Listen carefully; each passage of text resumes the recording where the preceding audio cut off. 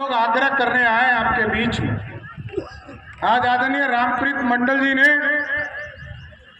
अपना नामांकन दाखिल किया और दाखिल करते हुए यह स्पष्ट तौर पर आप समझ लीजिए कि रामप्रीत मंडल जी उम्मीदवार तो स्वयं हो सकते हैं, लेकिन ये उम्मीदवार दो ही व्यक्ति जो इस देश के नेता हैं आदरणीय नरेंद्र मोदी जी, उनके उम्मीदवार रामप्रीत मंडल जी हैं और आदरणीय नीतीश कुमार जी जो बिहार के लोकप्रिय मुख्यमंत्री हैं, इनके उम्मीदवार रामप्रीत मंडल जी हैं।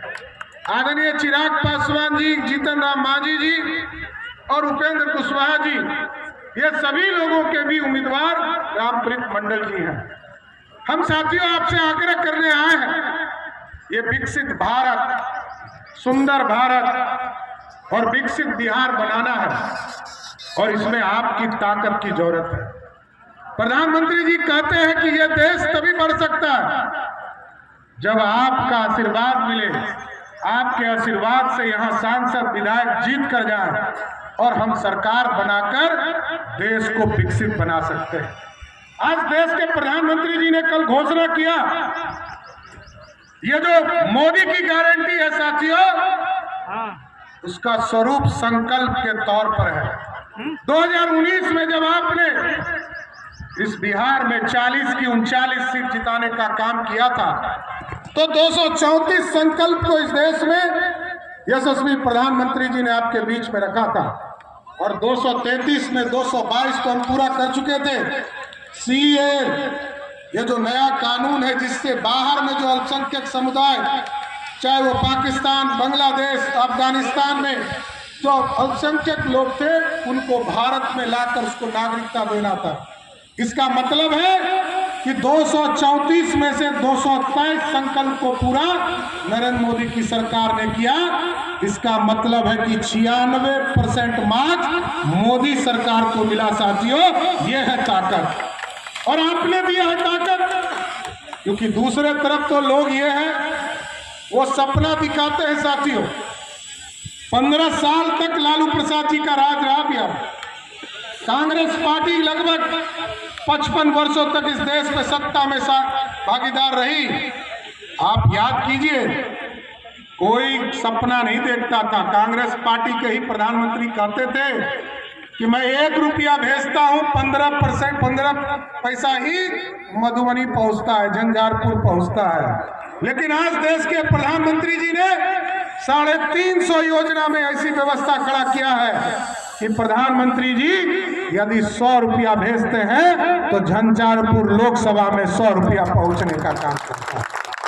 और कुछ लोग तो ऐसे सनातन का विरोधी है। आप लोग देख रहे होंगे कि आजकल, पहले जब सावन का महीना था साथियों, तो घर में राहुल गांधी को बुलाकर और मटन खिलाने का काम किया और उनके पिताजी को तो मटन खाने का आदत था नहीं। उनको क्या खाने का आदत था? चारा खाने का आदत था। क्या खाने का आदत था? वो खा रहे थे मटन। और उसी तरह साथियों लालू जी कहते थे हम गरीब के बेटा हैं, और लालू जी ये भी कहते थे 90 का राजनीतिक तौर पर याद कीजिए कि कोई भी राजा रानी के पेट से राजा पैदा नहीं होगा, और आज राजा पैदा करने में लगे हैं। और साथियों मैं तो कहता हूं, लोगों को बताना चाहता हूं कि आज लालू प्रसाद जी का परिवार प्लेन में केक काटता है, बर्थडे मनाता है, और आजकल नवरात्रा में मछली भी खा रहा है, हेलीकॉप्टर में मछली भी खा रहा है। तो गरीब आदमी ये सोच सकता है क्या?